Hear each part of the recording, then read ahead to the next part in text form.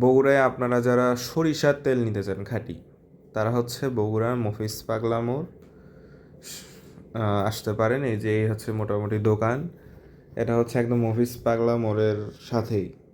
এই যে দেখেন, এটা হচ্ছে মফিজ পাগলা মোড়। মফিজ পাগলা মোড় থেকে যদি আপনি সাতমাথার উদ্দেশ্যে রওনা দেন, তাহলে হাতের ডানে পড়বে।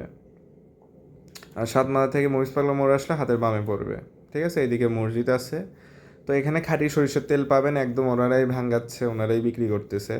ঠিক আছে, একদম খাঁটি। আর এখানে আপনি চাইলে ভাঙ্গাতেও পারবেন।